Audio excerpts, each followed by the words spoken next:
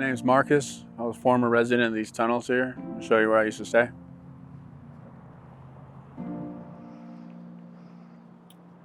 Let's see how good it looks. Yeah, my friends, they used to stay down in that one. These are my closest neighbors, but they're gone now, as you can tell. And when you walk in, you see it gets a lot cooler. Oh, there could be some people here. Used to build things like this for privacy, but also you want to make it like home. You want to be comfortable as you can be down here. Plus, my camp was always a little different. I was more transient and whatnot, because as soon as the rain flows, this is all going to be gone. So whatever you can't keep on your backpack really isn't yours, because everything can be gone in an afternoon. So you learn to get real ingenuity. Learn how to build these places real quick. As you can see, I used to live here because I had a quick access out the hatch right here, out to the street from the back or from the front if cops or the floodwaters came. But now you can see other people living here. This is a good spot in and out. You know. Yeah. It's moss a little bit. So you guys obviously accumulate a little bit of trash here. Yeah, it's not like no trash man comes or nothing, dude. So usually it builds up and one of the guys will sweep it out.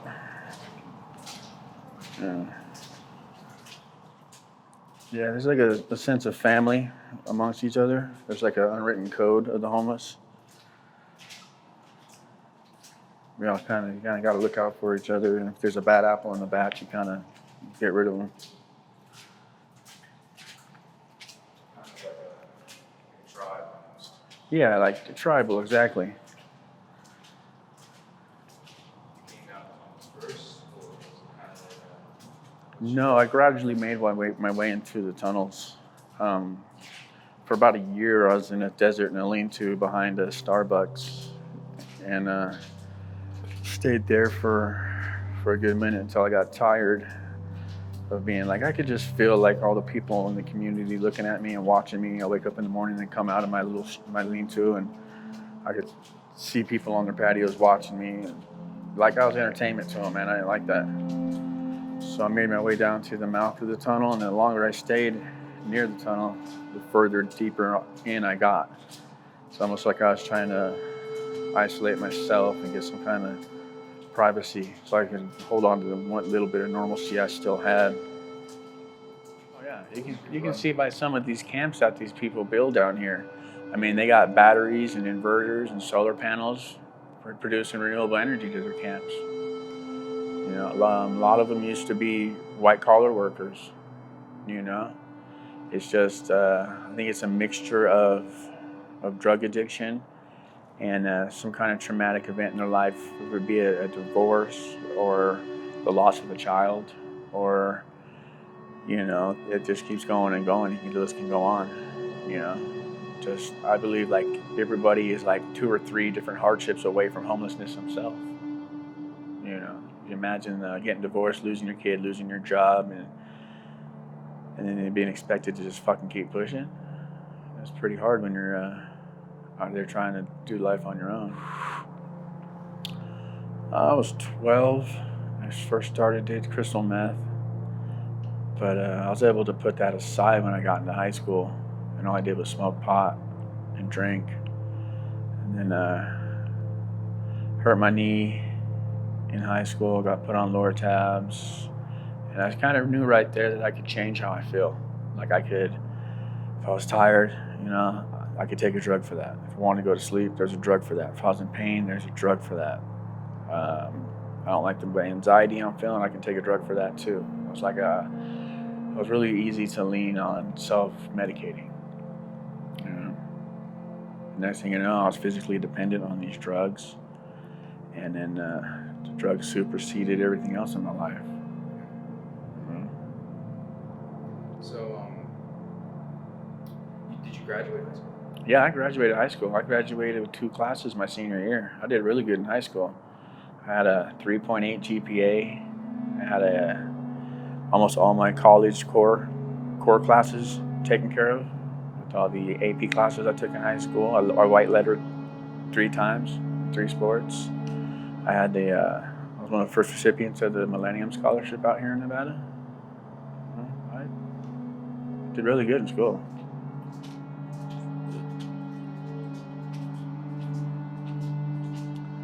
I stayed down here for a while too.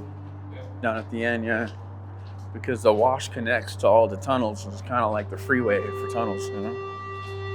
You got a bike or something, or even a shopping cart, you can get on a shopping cart and just roll straight down to the next tunnel. And usually at every major stop street, there's another community of people, you know? At first, yeah, I was always kind of on my own, you know, and I would kind of just bounce from spot to spot, and I never really settled into a spot for too long.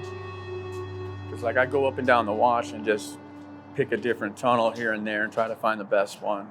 And when it got to be too many people, I'd pack up and move off to another one, because I didn't like being in too big of a camp, because shit starts to get missing and people start acting a fool and stuff.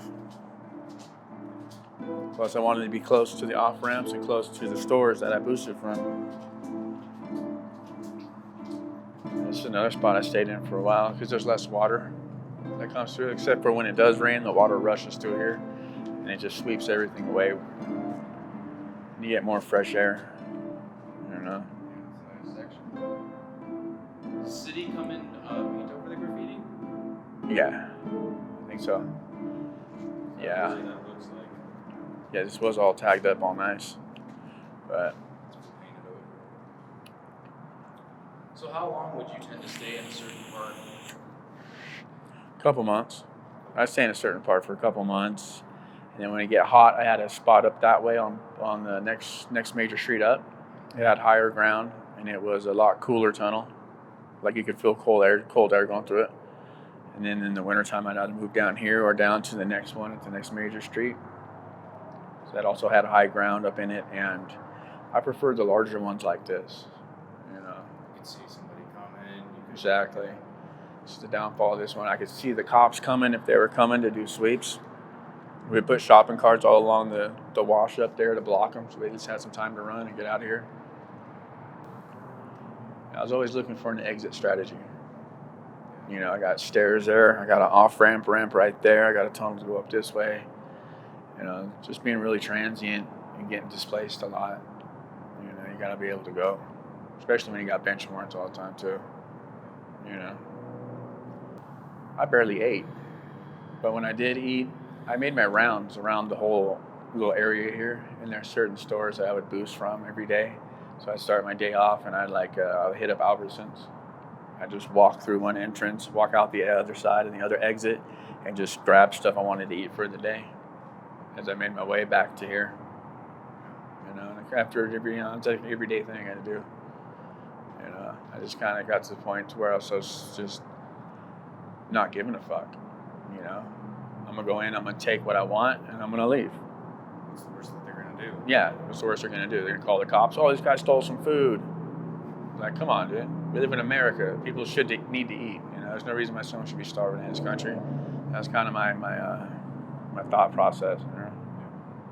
Makes sense.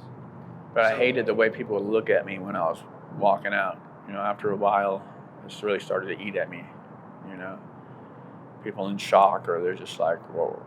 You know, they look through me or something. I felt like, yeah, like my mom raised me right, dude. She raised me better, and I knew better than to be living that way. But I felt like I got to a point of hopelessness to where I didn't see no way out. And then it became everyday life, and that became my routine. You know, every day. Like back then, you couldn't even ask me what day of the week it was, and I couldn't tell you. You know, I think it's a Saturday about how much traffic is on the freeway. And that's how I could tell. I was a booster, man. I would boost whatever my fences needed. You know, there's always some kind of a hustle going on.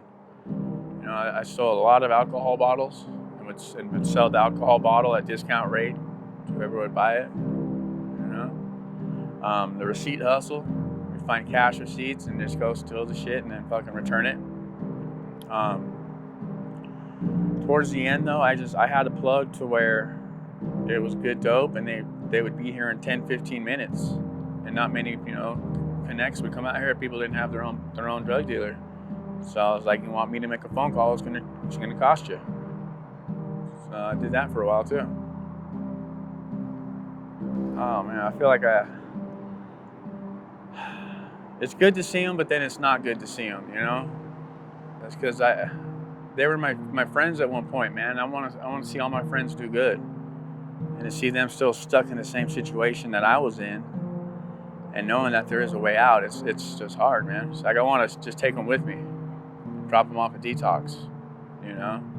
But when it's their time and they're ready, I guess. I don't know.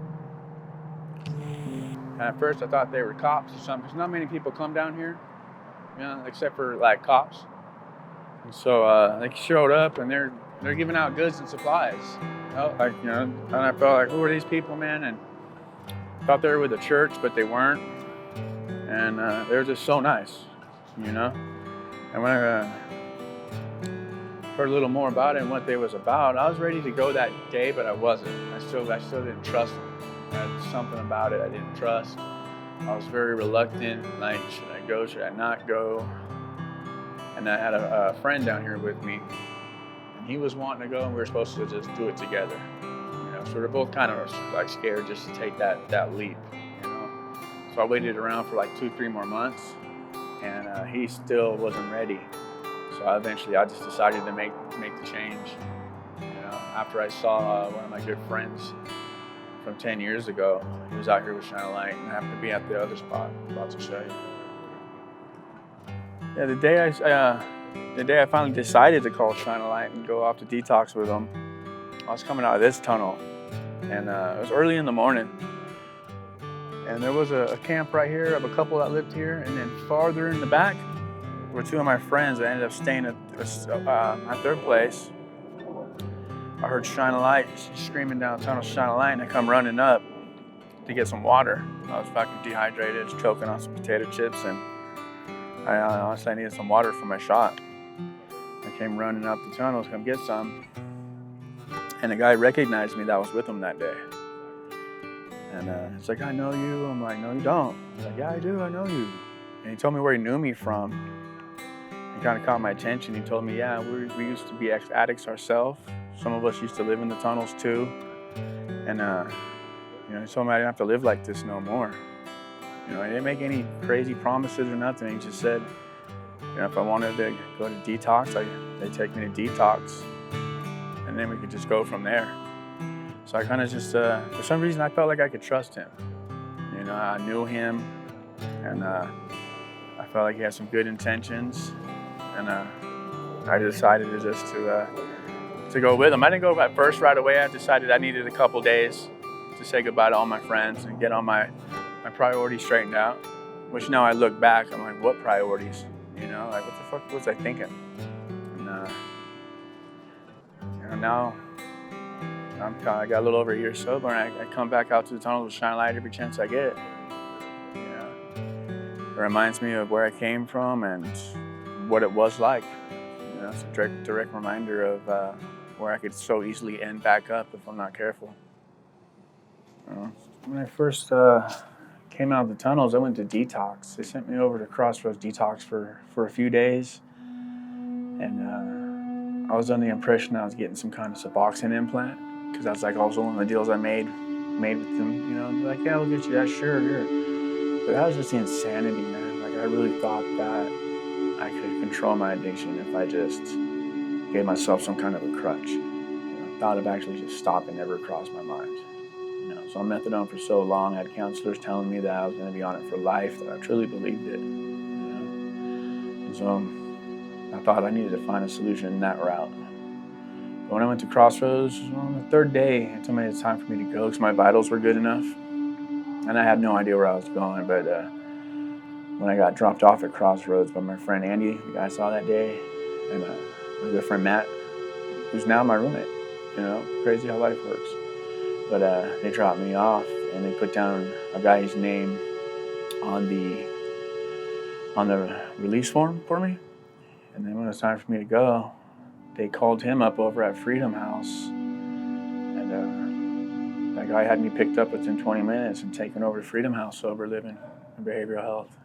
And I was there on a 30-day scholarship. I don't know where that money came from, but I'm assuming it's the contributions from Shine a Light that paid for that. And that just gave me the opportunity to get on my feet, you know, a place to rest my head, shower, shave, keep my clothes and stuff, and my food. And they kind of just, they guided me in a direction that I needed to go. And they gave me that push to get out and get the things done, like getting my Social Security card, my ID, bus passes if I needed it to get around, and get my food stamps together, rent voucher, all the kind of credentials I needed to get together to just get back on my feet.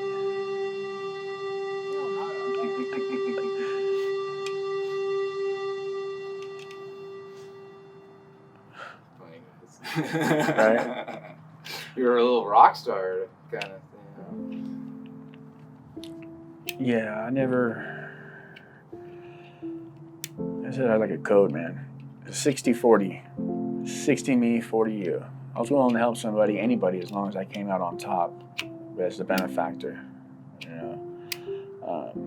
But you cross me, I would burn down your camp and take everything you owned, type of mentality, you know.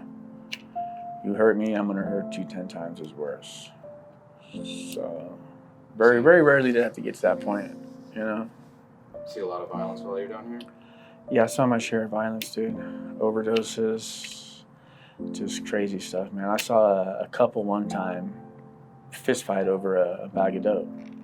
You know, the night before they were lovey-dovey. In the morning, girlfriend beat the hell out of the dude for stealing her wake up, man. Like I'm talking blood and black eyes. Yeah, just seen quite some shit, man. A friend I know in recovery, man, I stopped him from stomping the dude's head out right here, back when we were out here. And the only reason was because I didn't like the guy. The guy he was going to do it to, I didn't like more than he did. So it was like, if anybody's going to do it, it's going to be me. Yeah, you know, it's crazy out here. You know, things we do just to. We think it's surviving, but it's not even close to surviving, man. I look back and I'm just aghast I even fell into life like that. It's just once you get in it, you feel like you're stuck, and it becomes normal. Yeah. My life now is, I say, as normal as it can be. You know, I'm employable. I have my daughter back in my life. I'm on talking terms with her mother. I'm in a relationship myself. You know, I went from living down here in these tunnels to, you know, I got a room in Centennial with my best friend and coworker. You know, the guy that took me to detox on a 12-step call. And I work with him every day. And I kind of got my routine going, you know. It feels good to have money now that I don't spend it all on drugs. You know, it's my daughter's birthday, I can actually buy her a present instead of asking her mom to loan me $20 for a fix so I can just attend her birthday party type of deal. You know, there's more gratification out of that kind of life I see now anytime, any day, than any day down here. You know, I see myself in 5 years is doing what I've been taught to do by the people that helped me out of this situation. And that's just random acts of kindness, not wanting anything in return, and no credibility for it whatsoever. You know, I say when you get caught doing something nice for somebody, it doesn't count. You better go out and do some more acts of kindness. Because paying it forward, I mean, if it wasn't for that day that the people are out here, you know, doing what they do, just offering supplies and building trust and conversating with me, I wouldn't be where I am today. I'd like to set a good example for my daughter and any other children I expect to have, leave some kind of a legacy here on this earth after I pass on.